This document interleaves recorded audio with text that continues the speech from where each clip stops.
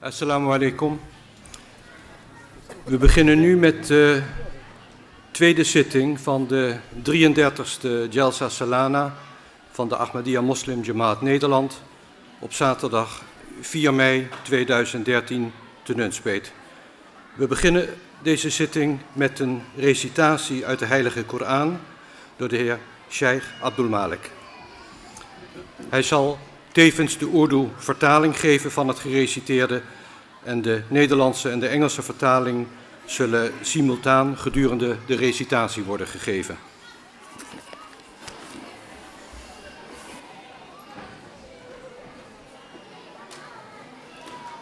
أعوذ بالله من الشيطان الرجيم بسم الله الرحمن الرحيم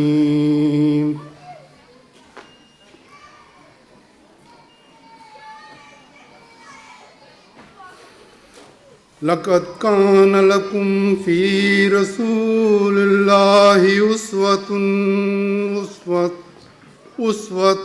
حسنة لمن كان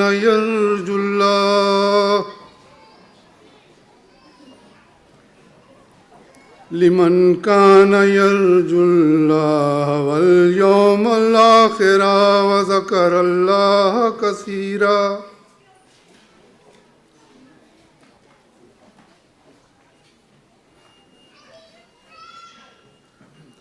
ولما رأى المؤمنون العذاب قالوا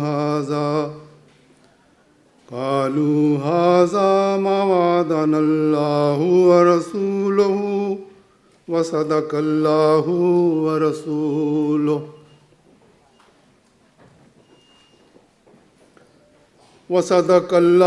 ورسوله وما زادهم إلا إيمانا وتسليما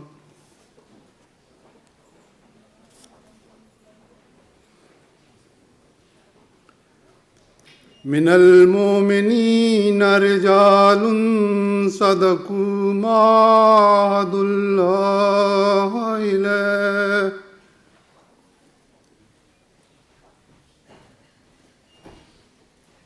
فمنهم من قضى نحبه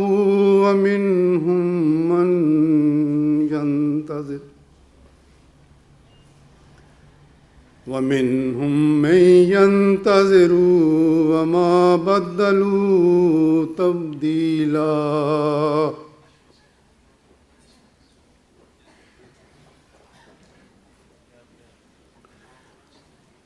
ليجزي الله الصادقين بصدقهم ويعذب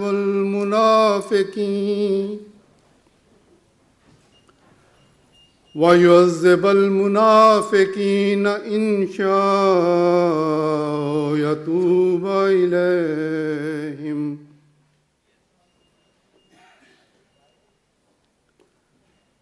إن الله كان غفورا رحيما.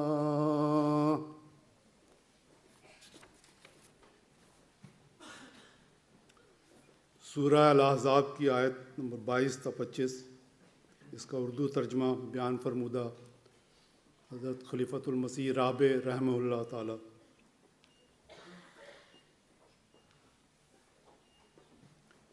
یقیناً تمہارے لیے اللہ کے رسول میں نیک نمونہ ہے ہر اس شخص کے لیے جو اللہ اور یوم آخرت کی امید رکھتا ہے اور کثرت سے اللہ کو یاد کرتا ہے۔ اور جب مومنوں نے لشکروں کو دیکھا تو انہوں نے کہا یہی تو ہے جس کا اللہ اور اس کے رسول نے ہم سے وعدہ کیا تھا، اور اللہ اور اس کے رسول نے سچ کہا تھا، اور اس نے ان کو نہیں بڑھایا مگر ایمان اور فرمانبرداری میں۔ مومنوں میں سے ایسے مرد ہیں جنہوں نے جس بات پر اللہ سے عہد کیا تھا اسے سچا کر دکھایا، پس ان میں سے وہ بھی ہے جس نے اپنی منت کو پورا کر دیا، اور ان میں سے وہ بھی ہے جو بھی انتظار کر رہا ہے۔ انہوں نے ہرگز اپنے طرز عمل میں کوئی تبدیلی نہیں کی۔ یہ اس لیے ہے تاکہ اللہ سچوں کو ان کی سچائی کی جزا دے، اور منافقوں کو اگر چاہے تو عذاب دے یا توبہ قبول کرتے ہوئے ان پر جھکے۔ یقیناً اللہ بہت بخشنے والا اور بار بار رحم کرنے والا ہے۔ Jazakumullah. Nu volgt een gedicht door de heer Rehan Ahmad. De Nederlandse en de Engelse vertaling zullen simultaan gedurende het gedicht worden gegeven. السلام علیکم ورحمۃ اللہ۔ حضرت مسلم موعود رضی اللہ تعالیٰ عنہ کے منظوم پکیزہ کلام میں سے چند اشعار پیش خدمت ہیں۔ عہد شکنی نہ کرو اہل وفا ہو جاؤ، عہد شکنی نہ کرو اہل وفا ہو جاؤ، اہل شیطان نہ بنو اہل خدا ہو جاؤ، اہل شیطان نہ بنو اہل خدا ہو جاؤ، گرتے پڑتے در مولا پہ رسا ہو جاؤ، گرتے پڑتے در مولا پہ رسا ہو جاؤ، اور پروان کی ماند فدا ہو جاؤ، اور پروان کی ماند فدا ہو جاؤ، جو ہے خالق سے خفا ان سے خفا ہو جاؤ، جو ہے خالق سے خفا ان سے خفا ہو جاؤ، جو ہیں اس در سے جدا ان سے جدا ہو جاؤ، جو ہیں اس در سے جدا ان سے جدا ہو جاؤ، حق کے پیاسوں کے لیے آب بقا ہو جاؤ، حق کے پیاسوں کے لیے آب بقا ہو جاؤ، خشک کھیتوں کے لیے کالی گھٹا ہو جاؤ، خشک کھیتوں کے لیے کالی گھٹا ہو جاؤ، بادشاہی کی تمنا نہ کرو ہرگز تم، بادشاہی کی تمنا نہ کرو ہرگز تم، کوچائے یار یگانہ کہ گدا ہو جاؤ، کوچائے یار یگانہ کہ گدا ہو جاؤ، طالبان رخ جانا کو دکھاؤ دلبر، طالبان رخ جانا کو دکھاؤ دلبر، عاشقوں کے لیے تم قبلہ نما ہو جاؤ، عاشقوں کے لیے تم قبلہ نما ہو جاؤ،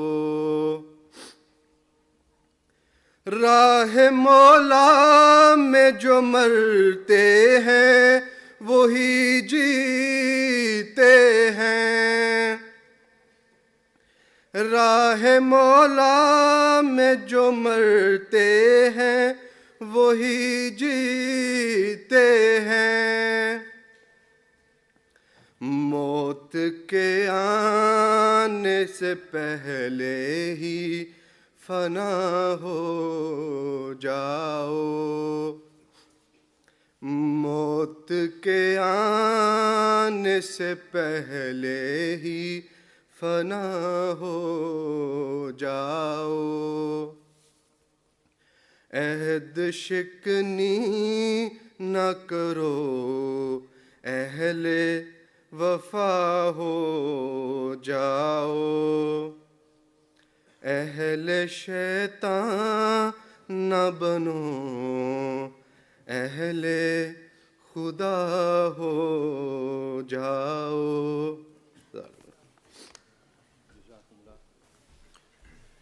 Nu begint de eerste toespraak. De toespraak is in het Urdu met als titel Het leven van de heilige profeet, vrede zij met hem. De spreker is de Sadr van Majlis Khudamul Ahmadiyya, de heer Ataul Qayyum Arif Sahab. Assalamu alaikum wa rahmatullah. Allahu Akbar.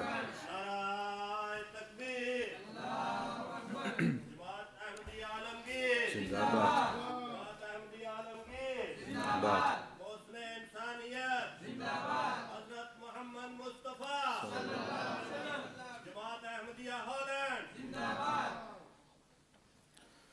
أشهد أن لا إله إلا الله وحده لا شريك له وأشهد أن محمدا عبده ورسوله أما بعد فأعوذ بالله من الشيطان الرجيم بسم الله الرحمن الرحيم قل إن كنتم تحبون الله فاتبعوني يحببكم الله ويغفر لكم ذنوبكم واللہ غفور الرحیم. آل عمران آیت 32. سامعین کرام، خاکسار کی تقریر کا موضوع عشق رسول صلی اللہ علیہ وسلم اور اس کے تقاضے ہے.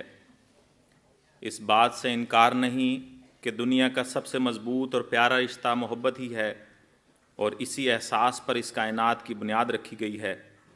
حقیقت یہ ہے کہ محبت یا عشق انسان کا خاصہ ہے، اور یہ وہ احساس ہے جو حضرت انسان کو باقی تمام مخلوقات سے علیحدہ اور ممتاز کرتا ہے.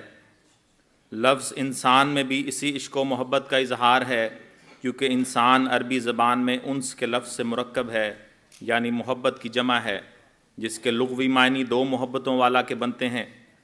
یہاں سوال یہ پیدا ہوتا ہے کہ آخر یہ دو محبتیں کون سی ہیں، نیز یہ کہ آیا یہ بیش قیمت اور پیارا جذبہ بے وجہ پیدا کیا گیا ہے. حضرت مسیح موعود علیہ الصلوۃ والسلام فرماتے ہیں انسان اصل میں انسانے سے لیا گیا ہے، یعنی جس میں دو حقیقی انس ہوں، ایک اللہ تعالیٰ سے اور دوسرا بنینوں کی ہمدردی سے. جب یہ دونوں انس اس میں پیدا ہو جاویں اس وقت انسان کہلاتا ہے. ملفوظات جلد اول. خاکسار کے قلیل علم کے مطابق کائنات کا اصل اور حقیقی جذبہ محبت ہی ہے، اور اسی سے تمام جذبات اور احساسات جنم لیتے ہیں. سائنس ہمیں یہ بتاتی ہے کہ دراصل یہ کائنات بنی ہی کچھ قوتوں کے ملاپ اور ان کے باہمی تعلق سے ہے، اور ملاپ اور تعلق تبھی ہوتا ہے جب کشش ہو، اور کشش تب پیدا ہوتی ہے جب کسی چیز سے محبت ہو۔ خاکسار اس وقت تفصیل سے تو اس حقیقت کے بیان کرنے سے قاصر ہے کہ تمام طبیعی اور کیمیائی اصولوں کی بنیاد دراصل محبت پر ہے، اور دنیا کے ذرے ذرے کا وجود محبت کے مرہون منت ہے۔ مگر یہ بتانا ضروری سمجھتا ہے کہ سائنس کی جدید تحقیق کے مطابق مادے یعنی میٹر کی اصل حقیقت کچھ نہیں ہے، بلکہ کچھ قوتوں کے ملاپ نے ہی ایسی حقیقتوں اور عناصر کو جنم دیا ہے جن کو ہم مادہ یعنی میٹر کہتے ہیں۔ اس پیارے جذبے کی اہمیت اور اس کے مقاصد کو بیان کرتے ہوئے حضرت خلیفۃ المسیح ثانی رضی اللہ تعالیٰ عنہ نے فرمایا، میں نے سوچا کہ محبت جو ایک نہایت پاکیزہ جذبہ ہے، اسے کس طرح بعض لوگ ضائع کر دیتے ہیں، اور اس کی بے پناہ طاقت کو محبوب حقیقی کی ملاقات کے لیے خرچ کرنے کی جگہ اپنے لیے وبال جان بنا لیتے ہیں۔ آپ نے اپنے ایک شعر میں فرمایا، ہے محبت ایک پاکیزہ امانت اے عزیز، عشق کی عزت ہے واجب، عشق سے کھیلا نہ کر۔ سامعین کرام، اس قانون سے کسی کو انکار نہیں کہ کسی بھی چیز کے خالق کو اس کے مخلوق کے پیدا کرنے کے مقصد کے سب سے زیادہ معلوم ہوتا ہے۔ کوئی بھی مخلوق یہ نہیں کہہ سکتی کہ اس کی زندگی کا اصل مقصد اس کے خالق سے زیادہ اس کو معلوم ہے۔ لہٰذا ہم دیکھتے ہیں کہ خالق کائنات نے انسان کے مقصد پیدائش کے بارے میں اپنے کلام میں کیا فرمایا ہے۔ خدا تعالیٰ فرماتا ہے، وَمَا خَلَقْتُ الْجِنَّ وَالْإِنسَ إِلَّا لِيَعْبُدُونَ، یعنی ہم نے جن و انس کو اپنی عبادت کے لیے پیدا کیا ہے۔ اس آیت کے بیان میں حضرت مسیح موعود علیہ الصلوۃ والسلام فرماتے ہیں، چونکہ انسان فطرتاً خدا کے لیے پیدا ہوا ہے، جیسا کہ فرمایا کہ وَمَا خَلَقْتُ الْجِنَّ وَالْإِنسَ إِلَّا لِيَعْبُدُونَ، اس لیے خدا تعالیٰ نے اس کی فطرت ہی میں اپنے لیے کچھ نہ کچھ رکھا ہوا ہے، اور اپنے پوشیدہ اور مخفی در مخفی اسباب سے اسے اپنے لیے بنایا ہوا ہے۔ پس جب انسان جھوٹی اور نمائشی، عارضی اور رنج پر ختم ہونے والی محبتوں سے الگ ہو جاتا ہے، پھر وہ خدا کے لیے ہو جاتا ہے۔ ملفوظات جلد اول۔ اس آیت پر اور حضرت مسیح موعود علیہ الصلوۃ والسلام کے اس ضمن میں بیان فرمودہ تشریح پر غور کیا جائے تو اس سے صاف معلوم ہوتا ہے کہ انسان کی زندگی کا اصل مقصد عبادت الہی ہے، مگر حضرت مسیح موعود علیہ الصلوۃ والسلام اپنے اقتباس میں عبادت کے مضمون کے بیان میں محبت کا مضمون بیان فرما رہے ہیں۔ لہٰذا یہاں ایک امر حل طلب ہے، اور وہ یہ کہ محبت اور عبادت میں کیا مشترک ہے۔ حضرت مسیح موعود علیہ الصلوۃ والسلام عبادت اور محبت کی حقیقت بیان کرتے ہوئے فرماتے ہیں، عبادت محبت ہی کا دوسرا نام ہے۔ آپ مزید فرماتے ہیں کہ عبادت کیا ہے؟ جب انتہا درجے کی محبت کرتا ہے، جب انتہا درجے کی امید ہو، انتہا درجے کا خوف ہو، یہ سب عبادت میں داخل ہے۔ ملفوظات جلد اول۔ اس تفصیل سے ظاہر ہوا کہ عشق اور عبادت دراصل ایک ہی چیز کے دو نام ہیں، اور خدا تعالیٰ سے محبت کرنا ہی انسان کی پیدائش کی اصل غرض ہے۔ مگر یہ بات بھی درست ہے کہ محبت بدون معرفت کے محال ہے۔ جب اپنے محبوب کے حسن اور احسان کا پتہ ہی نہ ہو اور اس سے ملانے والی راہوں پر اطلاع ہی نہ ہو تو اپنے خدا کی معرفت کیسے مل سکتی ہے؟ ہر انسان خواہ وہ کتنا ہی بڑا عالم کیوں نہ ہو ایک نمونے کا محتاج ہے، اور خدا تعالیٰ سے محبت کا بہترین نمونہ قائم کرنے والے ہمارے سید و مولا حضرت محمد مصطفیٰ صلی اللہ علیہ وسلم ہیں، جنہوں نے ہمیں عشق الہی کے وہ راستے بتائے ہیں کہ ان کی نظیر نہیں ملتی۔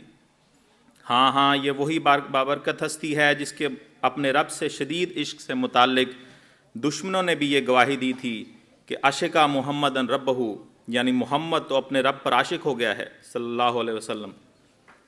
اسی بے پناہ عشق نے آپ صلی اللہ علیہ وسلم کو اس مقام تک پہنچا دیا ہے کہ خدا تعالیٰ نے اپنے سے محبت کا دعویٰ کرنے والوں اور عشق اس الہی کے راستوں کے متلاشیوں کو ایک ایسا حکم دیا ہے جس سے انسان کی زندگی کا مقصد اور بھی واضح اور عشق الہی کا مضمون اور بھی نکھر کر سامنے آ جاتا ہے۔ خدا تعالیٰ فرماتا ہے، قُلْ إِن كُنتُمْ تُحِبُّونَ اللَّهَ فَاتَّبِعُونِي يُحْبِبْكُمُ اللَّهُ، یعنی اے میری محبت کے متلاشیوں اور اے میری محبت کا دم بھرنے والو، اگر واقعی تم ان راہوں کو دیکھنا چاہتے ہو جس سے میں ملتا ہوں اور میرا قرب نصیب ہوتا ہے تو میرے اس محبوب کی پیروی کرو اور میں تم سے محبت کروں گا۔ ان آیات سے یہ بات روز روشن کی طرح ظاہر ہو جاتی ہے کہ عشق الہی دراصل عشق رسول صلی اللہ علیہ وسلم اور اطاعت رسول صلی اللہ علیہ وسلم سے مشروط ہو گئی ہے۔ اور دوسرے لفظوں میں ہم یہ کہہ سکتے ہیں کہ انسان کی زندگی کا مقصد دراصل عشق رسول ہی ہے، کیونکہ حضرت صلی اللہ علیہ وسلم کی بعثت کے بعد اب عشق خدا کے تمام راستے آپ صلی اللہ علیہ وسلم کی پیروی سے ہی ملیں گے۔ خواتین و حضرات، یہ بات تو واضح ہے کہ کسی سے محبت دو ہی طرح پر ہوتی ہے، یا تو انسان کسی کے حسن پر فریفتہ ہو جاتا ہے یا پھر کسی کے ان گنت احسانات پر مر مٹتا ہے۔ لہٰذا حسن اور احسان یہ وہ دو پہلو ہیں جس سے انسان کسی سے عشق کر سکتا ہے۔ خاکسار نے آج کی تقریر کے لیے آپ صلی اللہ علیہ وسلم کی ذات بابرکات کے ان دونوں پہلوؤں کو ملحوظ خاطر رکھا ہے۔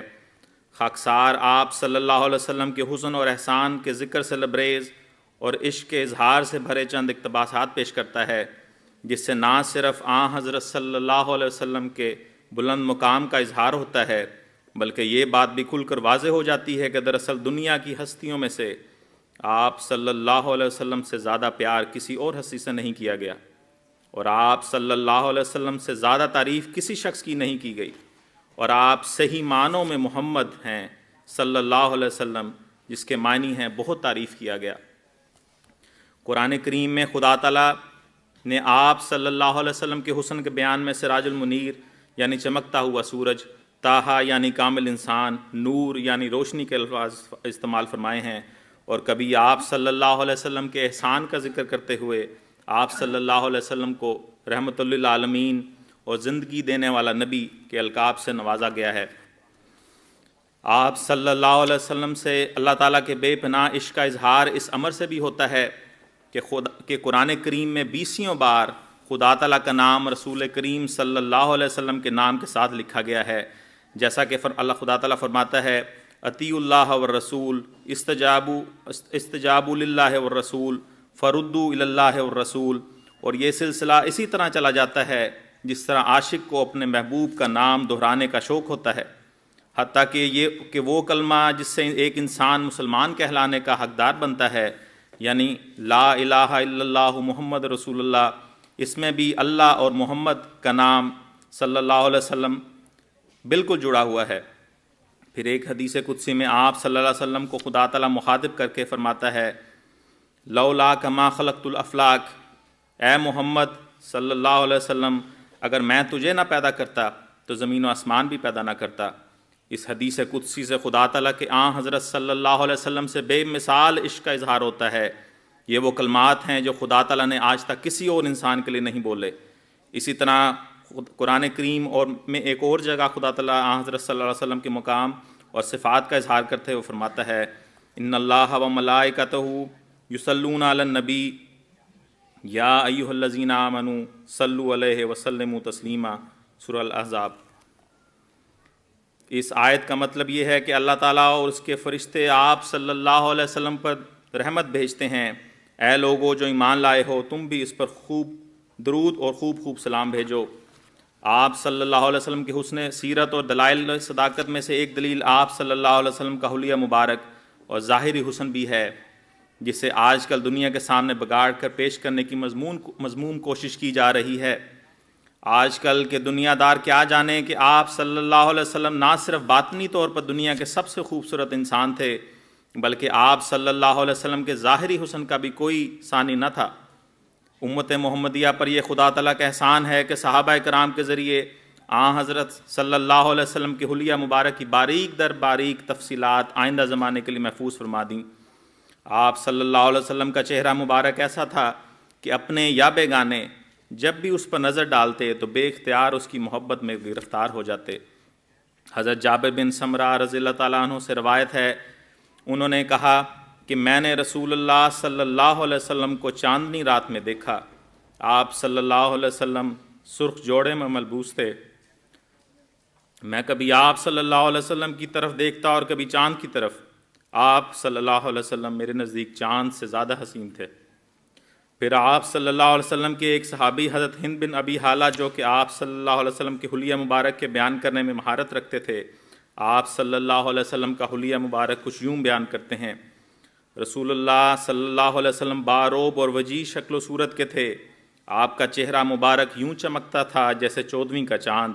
آپ میانہ قد، دراز اور طویل القامت سے کسی قدر چھوٹے تھے، بال خمدار، اگر مانگ سہولت سے نکل آتی تو نکال لیتے ورنہ نہ نکالتے، جب بال زیادہ ہوتے تو کانوں کی لو سے بڑھ جاتے، پھول سا رنگ، کشادہ پیشانی، ابرو لمبے باریک اور بھرے ہوئے، باہم ملے ہوئے نہ تھے، ان کے درمیان ایک رگ تھی جو جلال میں نمایاں ہو جاتی تھی، ناک ستواں جس پر نور جھلکتا تھا، سرسری دیکھنے والوں کو اٹھی ہوئی نظر آتی تھی، ریش مبارک گھنی، رخسار نرم، دہن کشادہ، دانت ریخدار، آنکھوں کے کوئے باریک، آپ کی گردن خوبصورت اور لمبی سراہی دار جس پر سرخی جھلکتی تھی، صفائی میں چاندی کی مانند، اعضاء متوازن تھے، بدن کچھ بھاری مگر نہایت موزوں اور مضبوط، شکم و سینہ ہموار، چوڑے سینے والے، دونوں کندھوں کے درمیان فاصلہ تھا، جوڑ مضبوط اور بھرے ہوئے، جسم چمکتا ہوا اور بالوں سے خالی، سینہ اور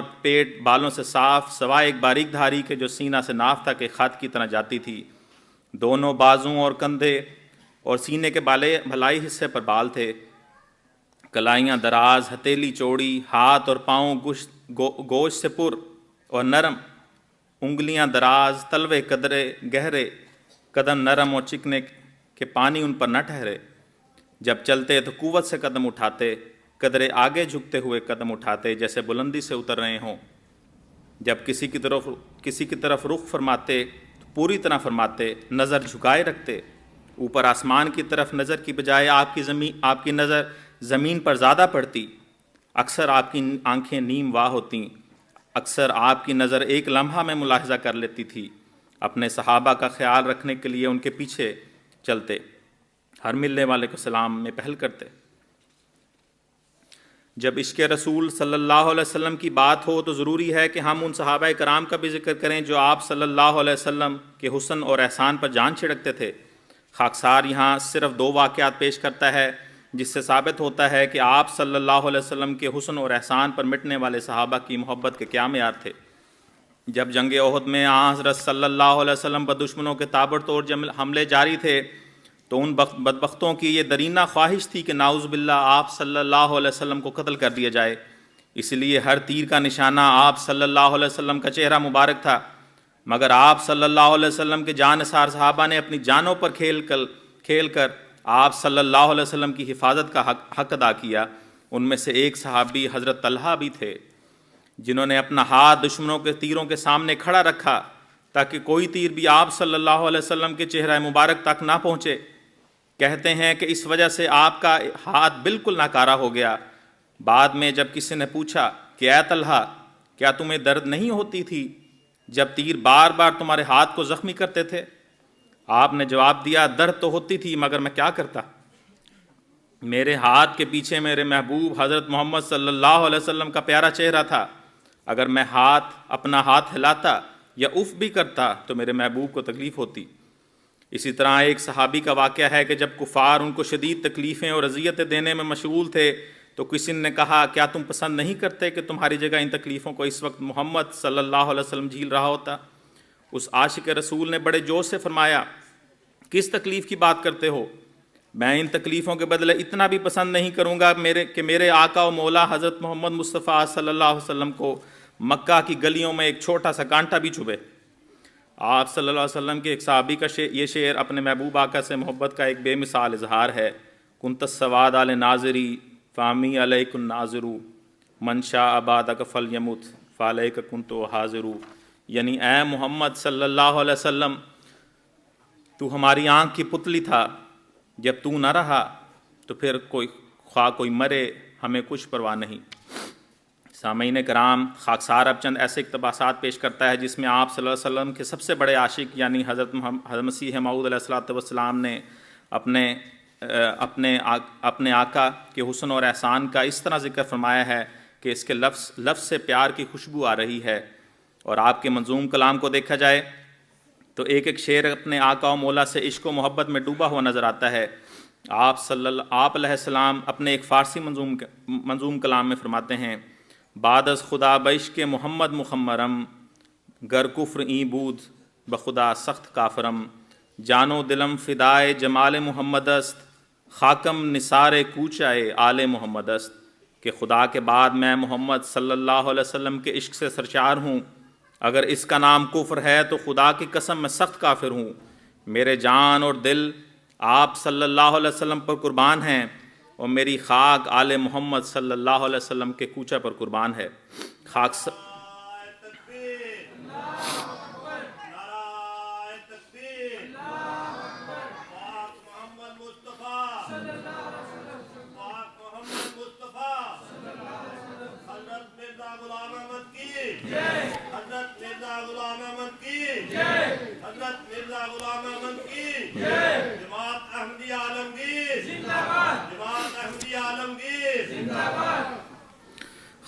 ایک کم علم انسان ہے، مگر خاکسار یہ سمجھتا ہے کہ عشق و محبت کی دنیا میں اشعار بے مثل ہیں۔ آپ اپنے ایک تحریری کلام میں فرماتے ہیں، وہ اعلیٰ درجے کا نور جو انسان کو دیا گیا، یعنی انسان کامل کو، وہ ملائک میں نہیں تھا، نجوم میں نہیں تھا، قمر میں نہیں تھا، آفتاب میں نہیں تھا، وہ زمین کے سمندروں دریاؤں میں بھی نہیں تھا، وہ لال اور یاقوت اور زمرد اور الماس اور موتی میں بھی نہیں تھا، غرض وہ کسی چیز ارضی اور سماوی میں نہیں تھا، صرف انسان میں تھا، یعنی انسان کامل میں، جس کا اتم اور اکمل اور اعلیٰ اور عرفہ فرد ہمارے سید و مولا سید الانبیاء سید الاحیاء محمد صلی اللہ علیہ وسلم ہیں۔ روحانی خزائن جلد پنجم۔ اس خوبصورت اقتباس میں آپ صلی اللہ علیہ وسلم کے ظاہری اور باطنی حسن کا ایک حسین نقشہ کھینچا گیا ہے، اور یہ اقتباس حقیقی معنوں میں اس بات کی عکاسی کرتا ہے کہ آپ صلی اللہ علیہ وسلم کی شخصیت پوری دنیا کا حسن اپنی ذات میں سموئے ہوئے تھی۔ پھر آپ علیہ السلام حضرت صلی اللہ علیہ وسلم کے احسانات میں بے پناہ انسانیت پر بے پناہ احسانات کا ذکر کچھ اس طرح فرماتے ہیں، وہ جو عرب کے بیابانی ملک میں ایک عجیب ماجرا گزرا کہ لاکھوں مردے تھوڑے دنوں میں زندہ ہو گئے، اور پشتوں کے بگڑے ہوئے الہی رنگ پکڑ گئے، اور آنکھوں کے اندھے بنا ہوئے، اور گونگوں کی زبان پر الہی معارف جاری ہوئے، اور دنیا میں یک دفعہ ایک ایسا انقلاب پیدا ہوا ہے کہ نہ پہلے اس سے کسی آنکھ نے دیکھا اور نہ کسی کان نے سنا۔ کچھ جانتے ہو وہ کیا تھا؟ وہ ایک فانی فی اللہ کی اندھیری راتوں کی دعائیں ہی تھیں جنہوں نے دنیا میں ایک شور مچا دیا، اور وہ عجائب باتیں دکھلائیں کہ جو اس امی بے کس سے محالات کی طرح نظر آتی تھیں۔ برکات الدعا۔ حضرت محمد صلی اللہ علیہ وسلم کے حسن اور احسان کا ذکر صرف مسلمانوں کی کتابوں میں ہی نہیں ہے، بلکہ پرانے صحیفوں میں بھی موجود ہے۔ خاکسار یہاں ایک ایسا اقتباس سامعین کرام کی خدمت میں پیش کرتا ہے جو کہ بائبل سے لیا گیا ہے۔ ہاں یہ وہی کتاب ہے جس کی پیروی کا دم بھرنے والے لوگ آج حضرت صلی اللہ علیہ وسلم کی شان میں سنگین اور قابل شرم گستاخیاں کر رہے ہیں، اور آپ صلی اللہ علیہ وسلم کی حسین اور خوبصورت شخصیت کو بڑے ہی بھیانک اور بدصورت انداز میں پیش کرتے ہیں۔ سامعین کرام یہ اقتباس ملاحظہ فرمائیں اور غور فرمائیں کہ اس اقتباس میں پیش کردہ شخصیت یعنی حضرت محمد مصطفیٰ صلی اللہ علیہ وسلم کا ذکر کس قدر خوبصورت انداز میں کیا گیا ہے۔ میرا محبوب سرخ و سفید ہے، 10,000 آدمیوں کے درمیان وہ جھنڈے کی مانند کھڑا ہوتا ہے، اس کا سر ایسا ہے جیسے چوکھا سونا، اس کی زلفیں پیچ در پیچ ہیں، اس کی آنکھیں ان کبوتروں کی مانند ہیں جو لب دریا دودھ میں نہا کر تمکنت سے بیٹھتے ہیں، اس کے رخسار پھولوں کے چمن اور بلسان کی ابری ہوئی کیاریوں کی مانند ہیں، اس کے لب سوسن ہیں جس سے بہتا ہوا مر ٹپکتا ہے، اس کے ہاتھ ہیں جیسے سونے کی کڑیاں جس میں ترسیس کے جواہر جڑے ہیں، اس کا پیٹ ہاتھی دانت کا کام ہے جس پر نیلم کے گل بنے ہیں، اس کے پاؤں پر کھڑے کیے جائیں، اس کی قامت لبنان کی سی ہے، وہ خوبی میں رشک سرو ہے، اس کا منہ شیرینی ہے، ہاں وہ سراپا عشق انگیز ہے، اے یروشلم کی بیٹیوں یہ میرا پیارا، یہ میرا جانی ہے۔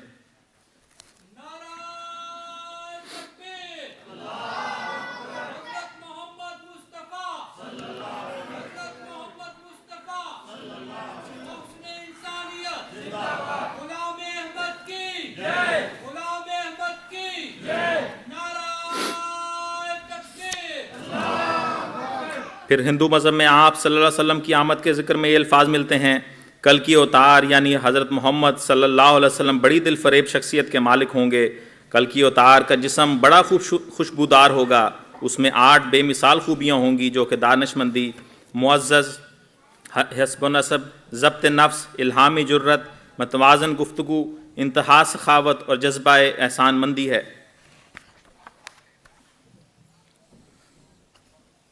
معزز سامعین، آپ نے حضرت صلی اللہ علیہ وسلم کے حسن اور احسان کی بنا پر آپ صلی اللہ علیہ وسلم سے محبت کے جذبات، تحریرات اور واقعات کو ملاحظہ کیا۔ ان تفاصیل سے ظاہر ہے کہ آپ صلی اللہ علیہ وسلم کا وجود سراپا عشق انگیز تھا، اور آپ صلی اللہ علیہ وسلم کی ذات ہمارے عشق کی سب سے زیادہ حقدار ہے۔ مگر عشق کے کچھ تقاضے ہیں، اور صرف زبان سے اقرار کرنے سے ہم عشق رسول کے تقاضے پورے نہیں کر سکتے۔ حقیقی عشق کا اظہار ایک عاشق کے قول اور فعل دونوں سے ہوتا ہے۔ عشق رسول کا صحیح حق ادا تب ہوگا جب ہم ان تقاضوں کو پورا کریں گے جو عاشقان محمد صلی اللہ علیہ وسلم کے لیے ضروری ہیں۔ خدا تعالیٰ نے جہاں اپنی محبت کو رسول کریم صلی اللہ علیہ وسلم کی محبت سے مشروط کیا ہے، وہاں خالق دو جہان نے عشق الہی یعنی عشق رسول صلی اللہ علیہ وسلم کے تقاضے بھی بیان کر دیے ہیں۔ خدا تعالیٰ فرماتا ہے، اگر تم اللہ تعالیٰ سے محبت کرتے ہو تو میری پیروی کرو، اللہ تم سے محبت کرے گا اور تمہارے گناہ بخش دے گا، اور اللہ بہت بخشنے والا اور بار بار رحم کرنے والا ہے۔ خدا تعالیٰ کے اس حکم سے واضح ہے کہ خدا اور اس کے رسول کی محبت ہم سے عملی رنگ میں یہ تقاضا کرتی ہے کہ ہم حضرت محمد صلی اللہ علیہ وسلم کی مکمل پیروی کریں۔ عشق رسول صلی اللہ علیہ وسلم بغیر پیروی رسول صلی اللہ علیہ وسلم کے ممکن نہیں، اور اس کے لیے یہ ضروری ہے کہ ہم سب آپ صلی اللہ علیہ وسلم کی ذات کے بارے میں علم حاصل کریں، اور نہ صرف علم حاصل کریں بلکہ آپ صلی اللہ علیہ وسلم کی عملی پیروی بھی کریں۔ آپ صلی اللہ علیہ وسلم سے عشق کا سب سے بڑا تقاضا یہی ہے کہ آپ صلی اللہ علیہ وسلم کی کامل پیروی کی جائے۔ اصلاح نفس عشق رسول صلی اللہ علیہ وسلم کا ایک ضروری تقاضا ہے۔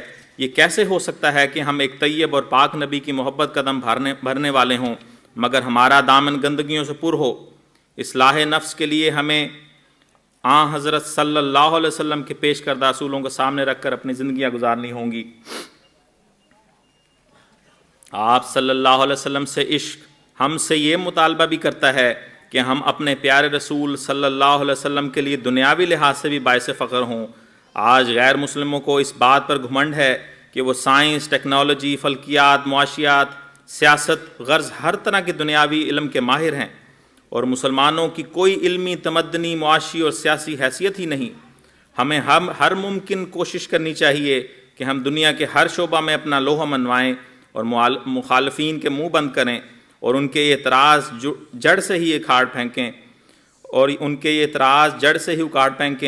کہ تمہارے اور تمہارے رسول کی حیثیت کیا ہے۔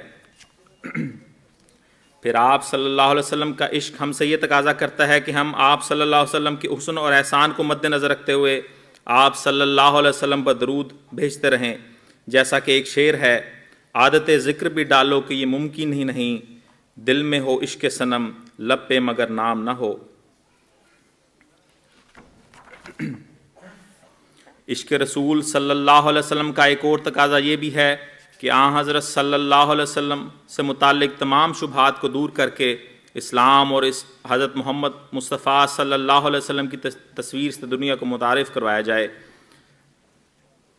حضرت خلیفۃ المسیح ثانی رضی اللہ تعالیٰ عنہ بیان فرماتے ہیں، اگر ہم رسول کریم صلی اللہ علیہ وسلم سے محبت کرتے ہیں تو ہماری خوشی اس میں ہونی چاہیے کہ ہم دنیا سے رسول کریم صلی اللہ علیہ وسلم کی نسبت شکوک و شبہات دور کرنے میں کامیاب ہوں۔ سچی محبت قربانی کا مطالبہ کرتی ہے۔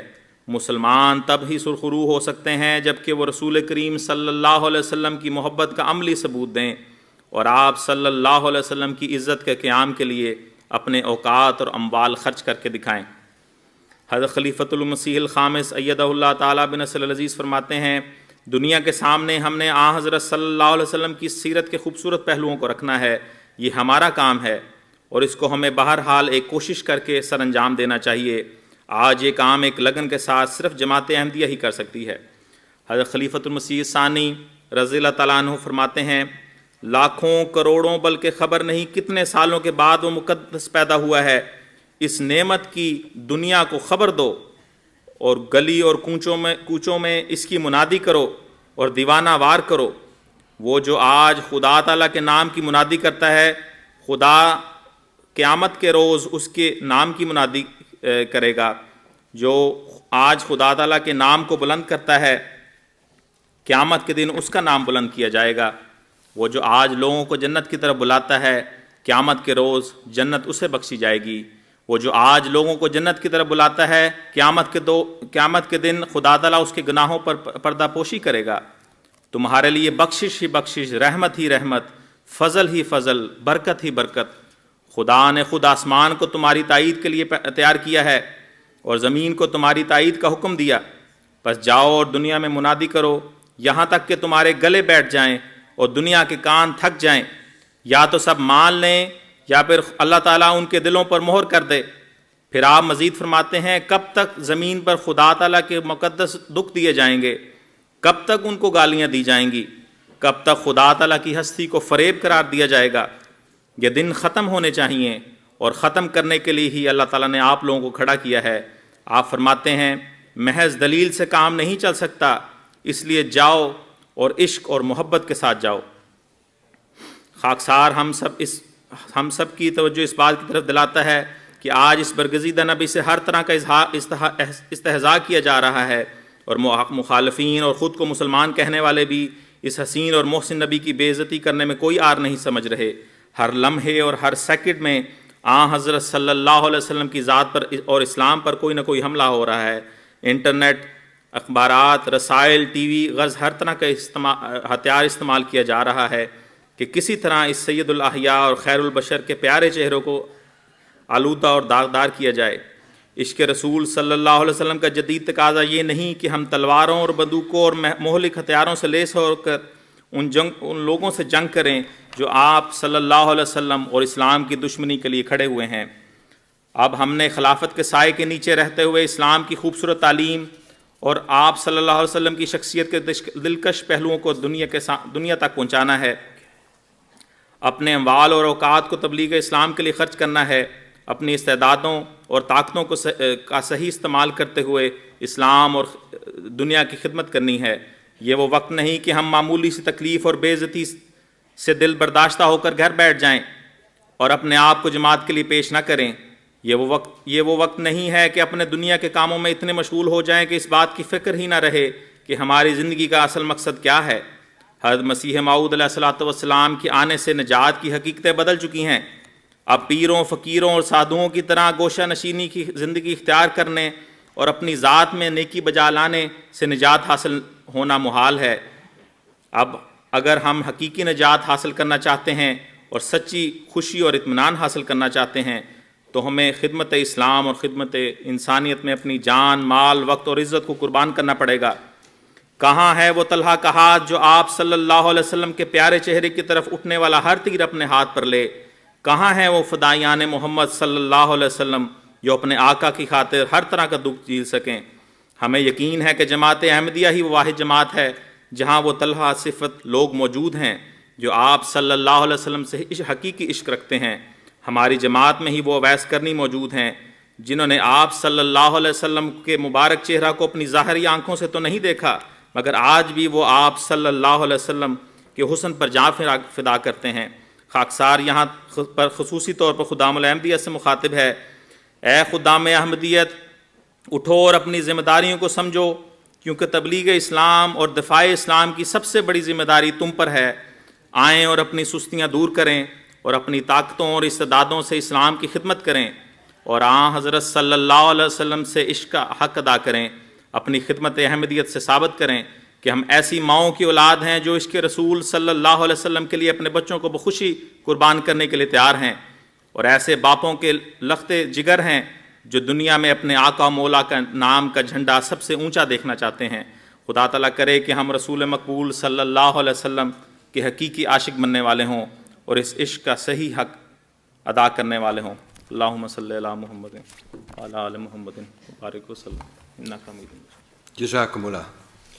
De tweede en laatste toespraak van deze zitting zal worden gehouden door onze missionaris, de heer Safir Ahmad Siddiqui. Het onderwerp van zijn toespraak is het leven van de beloofde Messias, vrede zij met hem. De Nederlandse en de Engelse vertaling zullen simultaan worden gegeven gedurende de toespraak. أشهد أن لا إله إلا الله وحده لا شريك له وأشهد أن محمدًا عبده ورسوله أما بعد فأعوذ بالله من الشيطان الرجيم بسم الله الرحمن الرحيم والكاظمين الغيظ والعافين عن الناس والله يحب المحسنين. سورہ آل عمران آیت 135. متقی وہ ہیں جو غصہ دبا جانے والے اور لوگوں سے درگزر کرنے والے ہیں اور اللہ احسان کرنے والوں سے محبت کرتا ہے.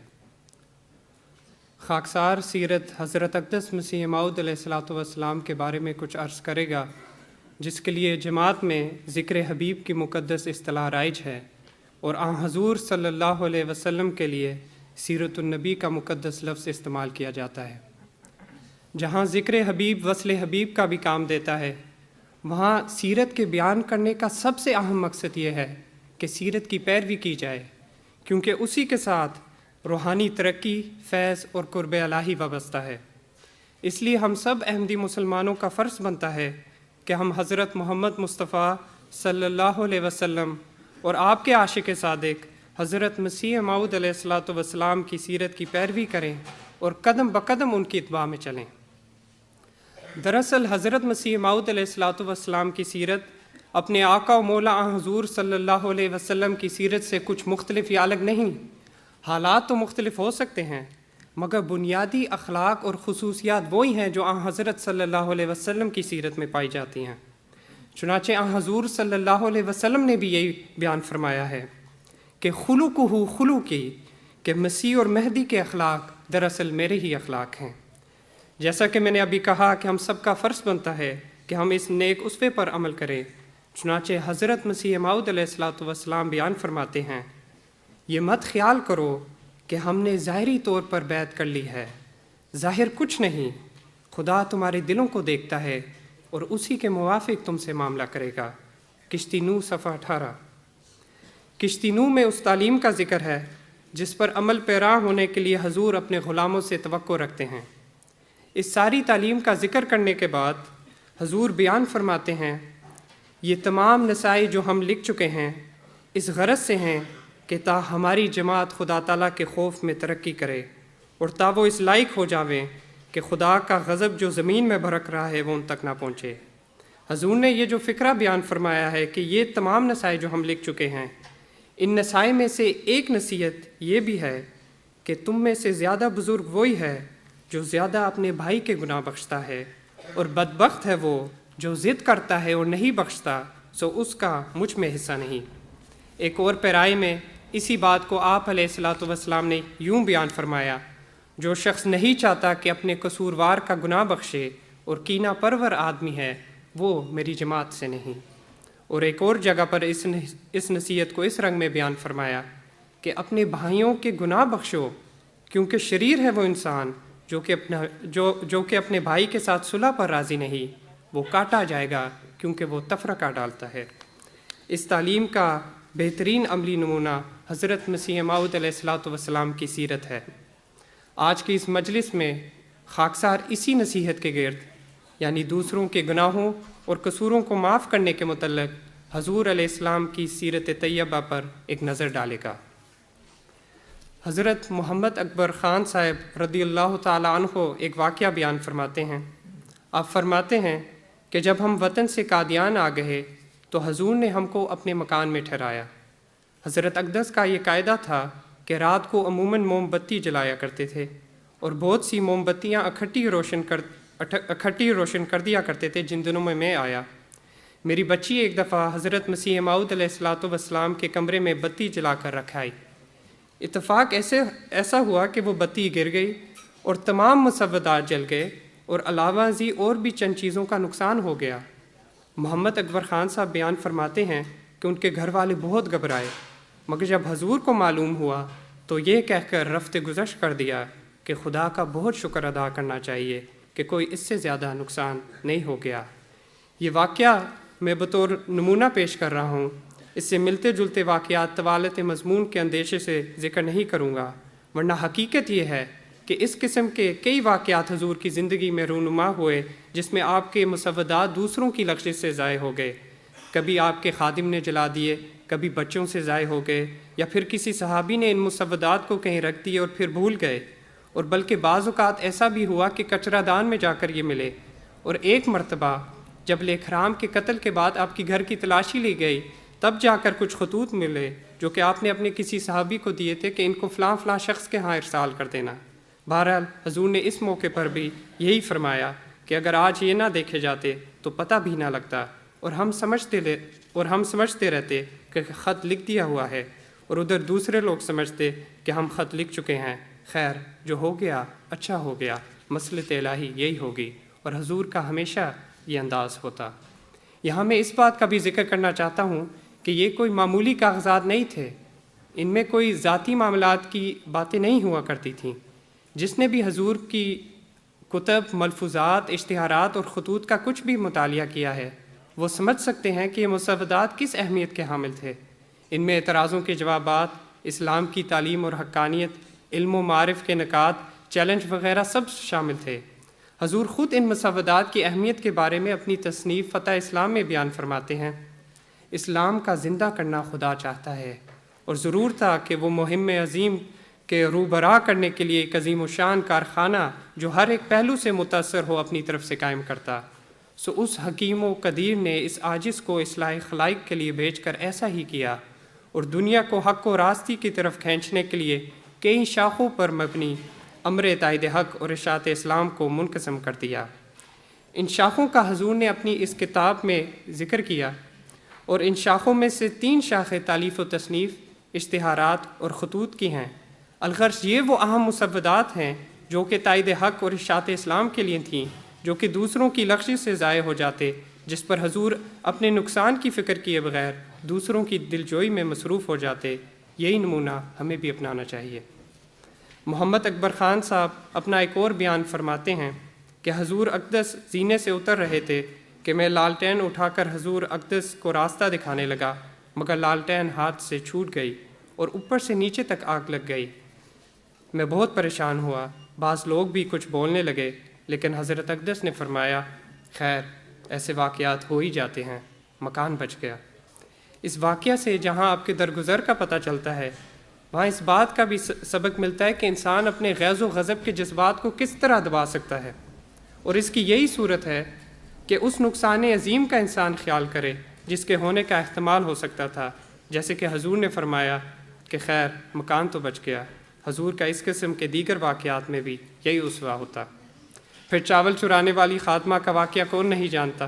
جب حضور کے سامنے چوری کا واقعہ بیان ہوا تو فرمایا کہ محتاج ہے، کچھ اور اسے دے دو، اور فصیحت نہ کرو، اور خدا تعالیٰ کی ستاری کا شیوہ اختیار کرو۔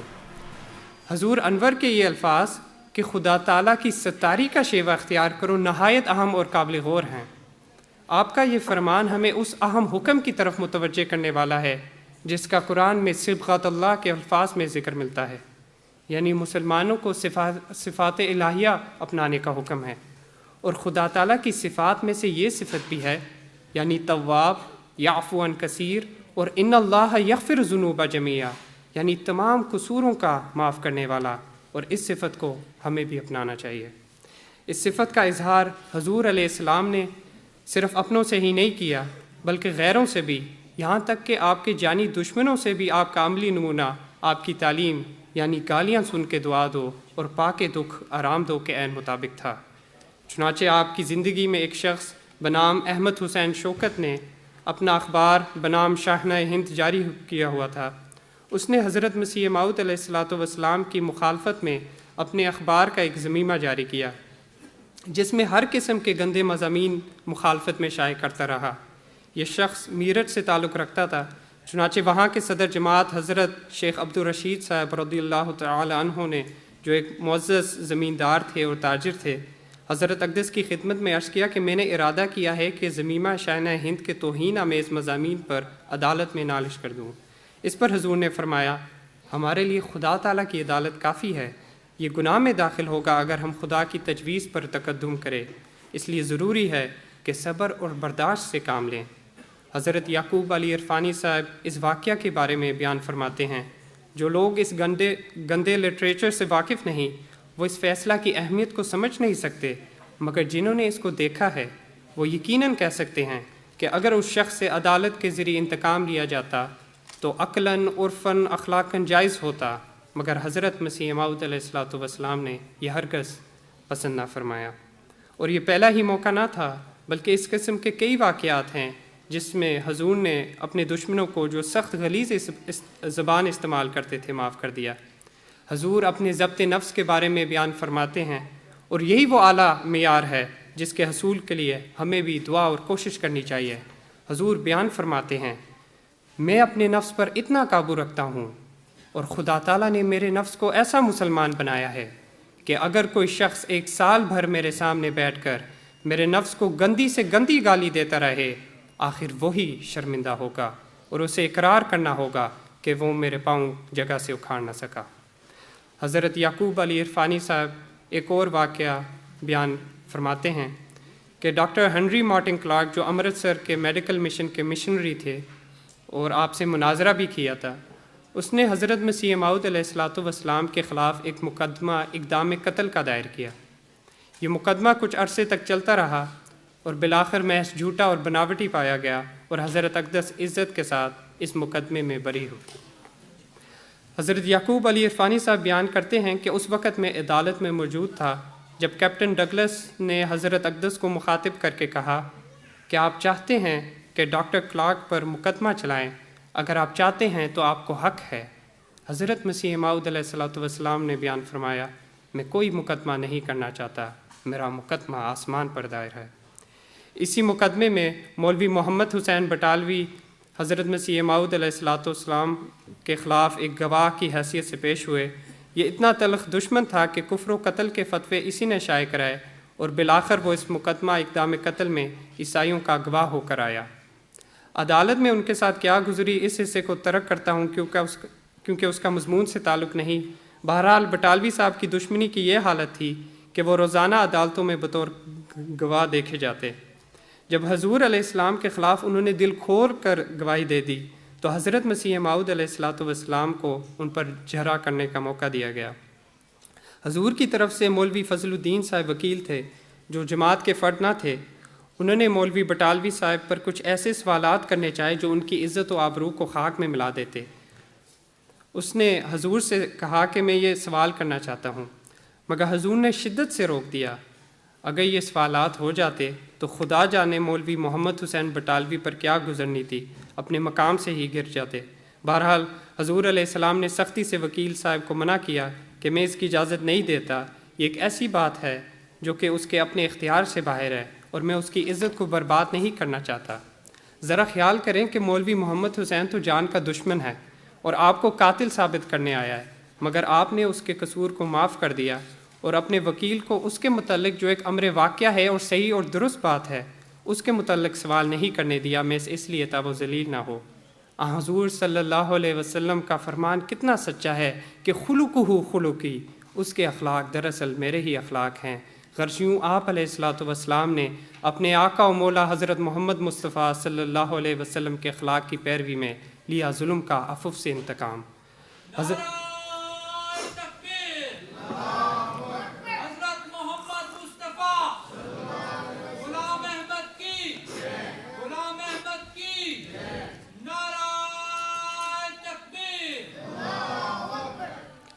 حضرت مسیح موعود و مہدی موعود علیہ الصلوۃ والسلام بیان فرماتے ہیں، بنین و انسان کے ساتھ ہمدردی میں میرا یہ مذہب ہے کہ جب تک دشمن کے لیے دعا نہ کی جاوے پورے طور پر سینہ صاف نہیں ہوتا۔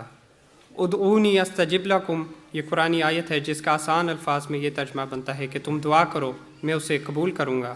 حضور فرماتے ہیں کہ ادعونی استجب لکم میں اللہ تعالیٰ نے کوئی قید نہیں لگائی کہ دشمن کے لیے دعا کرو تو قبول نہیں کروں گا، بلکہ میرا مذہب تو یہ ہے کہ دشمن کے لیے دعا کرنا سنت نبوی ہے۔ حضرت عمر رضی اللہ تعالی عنہ اسی سے مسلمان ہوئے۔ حضرت صلی اللہ علیہ وسلم آپ کے لیے بہت دعا کیا کرتے تھے۔ حضور فرماتے ہیں کہ شکر کی بات ہے کہ ہمیں اپنا کوئی دشمن نظر نہیں آتا جس کے واسطے 2-3 مرتبہ دعا نہ کی ہو، ایک بھی ایسا نہیں، اور یہی میں تمہیں کہتا ہوں اور سکھاتا ہوں۔ خدا تعالیٰ اس سے کہ کسی کو حقیقی طور پر ایذا پہنچائی جاوے اور ناحق بخل کی راہ سے دشمنی کی جاوے، ایسا ہی بیزار ہے جیسے وہ نہیں چاہتا کہ کوئی اس کے ساتھ ملایا جاوے۔ حضرات، اگر دشمنوں کے لیے ہی اتنی ہمدردی اور اتنی دعا کرنے کا حکم ہے تو ذرا سوچئے کہ ہم سب کو آپس میں کتنا عفو اور درگزر سے کام لینا چاہیے اور ایک دوسرے کے لیے کتنی دعا کرنی چاہیے۔ یاد رکھنا چاہیے کہ دوسروں کے لیے دعا کرنے سے ہمارا کوئی نقصان نہیں ہوتا بلکہ فائدہ ہی ہوتا ہے۔ چنانچہ صحیح مسلم کی حدیث میں مذکور ہے کہ جو شخص اپنے بھائی کے لیے غائبانہ دعا کرتا ہے تو اس دوران فرشتہ غائبانہ دعا کرنے والے کے لیے دعا کرنا شروع کر دیتا ہے۔ اگر اس شخص کی دعا قبول نہ بھی ہوئی تو فرشتے کی دعا ضرور رنگ لائے گی۔ آپ علیہ الصلاۃ والسلام کا یہ عفو اور درگزر ہی تھا کہ وہ لوگ جو آپ سے برا سلوک کرتے تھے، جس میں آپ کے بعض رشتہ دار بھی شامل تھے، مثال کے طور پر آپ کی بھابھی جن کے ہاتھوں آپ کو تکلیفیں پہنچی، مگر خدا کی قدرت کہ بالآخر وہ جماعت میں شامل ہوئیں اور ایمان میں اتنی ترقی کی کہ نظام وصیت میں بھی شامل ہوئیں۔ آپ علیہ الصلاۃ والسلام کے دوسروں کے قصور معاف کرنے اور عفو اور درگزر کے خلق کے صرف احمدی ہی دعوے دار نہیں بلکہ عرش کا خدا بھی آپ کے متعلق گواہی دیتا ہے کہ یا احمد فادت الرحمت علی شفتیک، اے احمد تیرے لبوں پر رحمت جاری کی گئی ہے، تلطف بالناس وترحم علیہم، لوگوں کے ساتھ رحم اور لطف کے ساتھ پیش آؤ، وما ارسلناک الا رحمت للعالمین، ہم نے تجھ کو دنیا پر رحمت کرنے کے لیے بھیجا ہے۔ آپ علیہ الصلاۃ والسلام کو سن 1900 میں یہ الہام ہوا، هو الذی ارسل رسولہ بالہدی ودین الحق وتہذیب الاخلاق۔ حضرت مسیح موعود علیہ الصلاۃ والسلام نے اس کا ترجمہ ایک جگہ پر اس طرح کیا ہے کہ خدا وہ خدا ہے جس نے اپنے رسول کو یعنی اس عاجز کو ہدایت اور دین حق اور تہذیب اخلاق کے ساتھ بھیجا۔ یہاں لیظہرہ علی الدین کلہ یعنی اسلام کا غلبہ باقی ادیان پر کی بجائے تہذیب الاخلاق کے الفاظ کو خدا تعالیٰ کی طرف سے رکھا گیا ہے، جہاں یہ الفاظ اس بات کو بھی واضح کر رہے ہیں کہ حضور اخلاق کی درستگی کے لیے آئے ہیں، وہاں اس بات کی طرف بھی اشارہ ہوتا ہے کہ اسلام کا غلبہ باقی ادیان پر ان اعلیٰ اخلاق سے ہوگا جس کے ساتھ حضور علیہ السلام کو بھیجا گیا۔ اس پہلو سے بھی آپ کے اسوے کی پیروی ہم پر لازمی ہے۔ یہ چند واقعات اور باتیں جن کا میں نے ذکر کیا محض ایک جھلک کے طور پر ہیں۔ حضرت مسیح موعود علیہ الصلاۃ والسلام کے زندگی بخش الفاظ سے اپنی تقریر کو ختم کرتا ہوں۔ یہ مت خیال کرو کہ ہم نے ظاہری طور پر بیعت کر لی ہے، ظاہر کچھ نہیں، خدا تمہارے دلوں کو دیکھتا ہے اور اسی کے موافق تم سے معاملہ کرے گا۔ وآخر دعوانا ان الحمد للہ رب العالمین۔